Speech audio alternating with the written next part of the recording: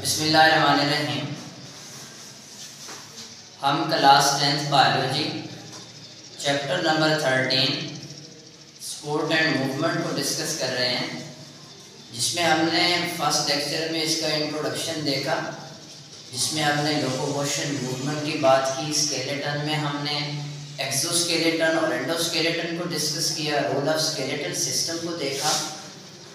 इसी के साथ हमने दूसरे लेक्चर में कार्टिलेज के स्ट्रक्चर को देखा, जो कि बहुत ही इम्पॉर्टेंट लॉन्ग क्वेश्चन था।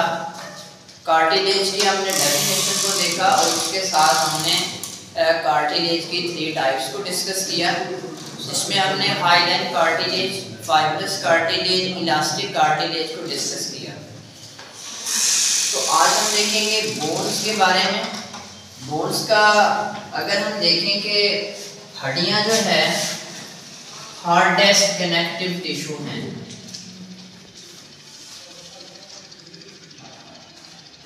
Hardest connective tissue. अब as the name indicate, connective tissue connection से है, जोड़ने का काम करते हैं। तो बोन्स भी हार्ड होती हैं। जिस तरह हमने कार्टिलेज के बारे में देखा कि cartilage less strong than bone है। स्ट्रॉन्ग है लेकिन इतनी नहीं कि अगर मजबूती की बात करें, स्ट्रॉन्ग इस चीज़ की बात करें, तो जो हड्डियां होंगी वो मजबूत होती हैं बनिस्बत कार्टिलेज के। अब बोन्स क्या हैं? हार्डेस्ट कनेक्टिव टिश्यूज हैं। जिस तरह कार्टिलेज के अंदर जो है सेल्स थे, जिनको हमने कॉन्ड्रोसाइट्स का नाम दिया। दरअसल कॉन्ड्रो का लफ्ज़ी मतलब होता है कार्टिलेज, साइट सेल्स को कहते हैं, जो कि कार्टिलेज के लेक्यूना के अंदर वहाँ पे सेल्स थे, जिनको हमने कॉन्ड्रोसाइट्स का नाम दिया। लेकिन बोन्स के अंदर जो सेल्स होंगे उनको हम ऑस्टियोसाइट्स का नाम देंगे। अब ऑस्टियो का लफ्ज़ी मतलब होता है बोन्स। ऑस्टियो ये टर्म जो है रिलेटेड है किस चीज़ के? बोन्स के। और साइट्स कहते हैं सेल्स को, यानी हड्डी के अंदर जो सेल्स होंगे उनको हम ऑस्टियोसाइट्स का नाम देंगे। अब चूंकि कार्टिलेज के अंदर सिर्फ एक ही टाइप के सेल्स थे, जिनको हमने कॉन्ड्रोसाइट कहा था, लेकिन बोन्स के अंदर मल्टीपल टाइप जो हैं, मल्टीपल सेल्स हैं, जिसमें जिस तरह ऑस्टियोसाइट्स हैं, इसी के साथ दूसरे नंबर पे ऑस्टियोक्लास्ट, तीसरे नंबर पे ऑस्टियोब्लास्ट। अब देखिए ऑस्टियोक्लास्ट जो हैं ये बोन डिसॉल्विंग सेल्स हैं,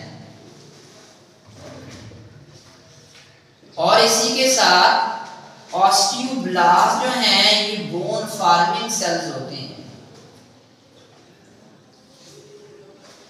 यानी ऑस्टियोसाइट्स को हम मैच्योर बोन सेल्स कहते हैं, ऑस्टियोक्लास्ट को हम बोन डिसॉल्विंग सेल्स कह रहे होते हैं, और ऑस्टियोब्लास्ट जो हैं ये बोन फॉर्मिंग सेल्स हैं।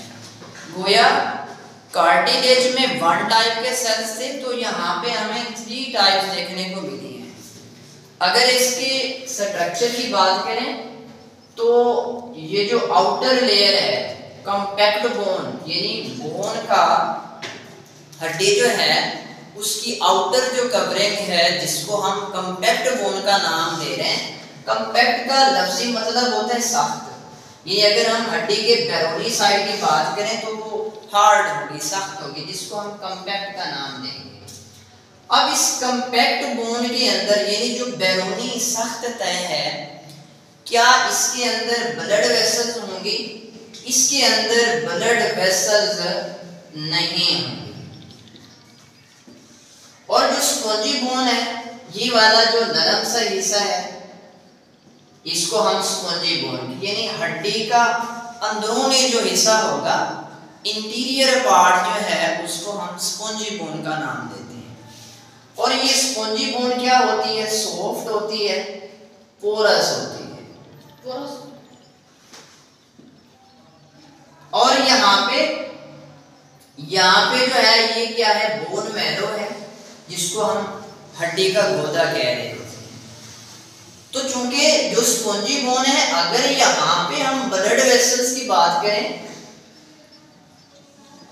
तो ब्लड वेसल्स स्पॉन्जी बोन के अंदर होती हैं।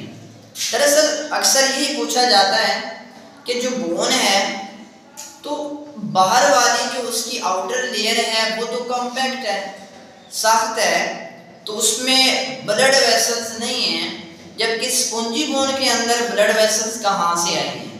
क्योंकि हमारी जो हड्डी है उसमें यहाँ पे एक पॉइंट होता है छोटा सा, उस पॉइंट से जो है वो ब्लड वेसल्स एंटर हो रही होती हैं, यानी इंटीरियर पार्ट के अंदर ब्लड वेसल्स होती हैं, ब्लड होता है। तो इसके स्ट्रक्चर में जिस तरह कॉम्पैक्ट बोन है, स्पॉन्जी बोन है, छोटा सा है, बहुत ही इंपॉर्टेंट शॉर्ट क्वेश्चन है, इसमें डिफरेंस आता है। कॉम्पैक्ट बोन में आप कह सकते हैं आउटर लेयर है और हार्ड है compact bone. Spongy bone interior part है और सॉफ्ट है।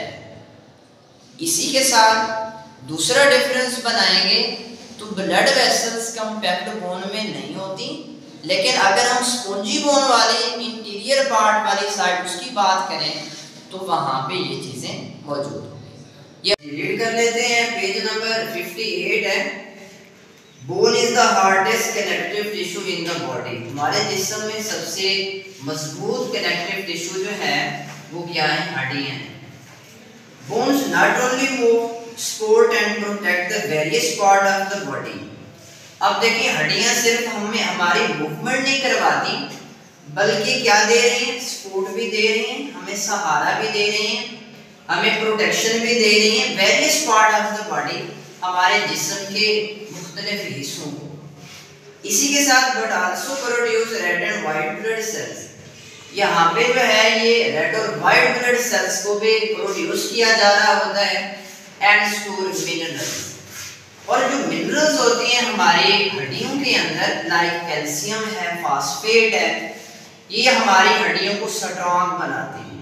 यानी ये मिनरल्स जो हैं अगर इनकी डेफिशिएंसी हो जाती है, आया कि कैल्शियम है या फास्फेट है, बोन्स के अंदर इन चीज़ों की डेफिशिएंसी है, तो वो हमारी हड्डियां खोखली सी हो जाएंगी, ऐसे आसानी के साथ जो है वो टूट भी सकती हैं।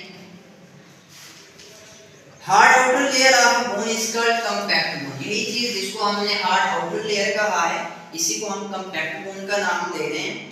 While the interior of bone is soft, जो उसके इंटीरियर पार्ट है वो क्या होता है? नरम सा होता है, उसको हम स्पॉन्जी बोन का नाम देते हैं। Spongy bone contain blood vessels. जो स्पॉन्जी बोन है तो उसके अंदर यहाँ से हमने जिस तरह देखा कि ब्लड वेसल एक पॉइंट होता है छोटा सा, यहाँ से ब्लड वेसल्स एंटर हो रही होती हैं, और यहीं पे स्पॉन्जी बोन के अंदर बोन मैरो जो है, जिसको हम हड्डी का गोदा कह रहे होते हैं, वो भी मौजूद होता है। Like cartilage the matrix of bone also contain collagen. जिस तरह कोलेजन फाइबर्स कार्टिलेज के अंदर थे, तो इसके अंदर भी कोलेजन मौजूद है। But it also contain mineral, लेकिन इसके अंदर मिनरल भी हैं, लाइक कैल्शियम है या फास्फेट है। We know that cartilage contain a single type of cell। हम जानते हैं कि जो कार्टिलेज है वो तो सिंगल टाइप ऑफ सेल है ना। तो इसी के साथ अगर हम बात करें बोन्स की, तो यहाँ पे फिर ऑस्टियोसाइट्स आते हैं, ऑस्टियोक्लास्ट है, ऑस्टियोब्लास्ट है, तो ये मल्टीपल जो है ना सेल्स की टाइप्स आ रही होती हैं। ऑन द अदर हैंड, दूसरे अल्फाज में bone contain different type of the cell. ये different type of the cell, The mature bone cells called osteocytes। यहाँ पे बुक वाला सिर्फ ऑस्टियोसाइट्स की बात कर रहे हैं, इसी के साथ जिस तरह ऑस्टियो। तो जी स्टूडेंट्स, अगर किसी के कोई क्वेश्चन हो तो वो कमेंट सेक्शन में हमें जरूर कमेंट करें।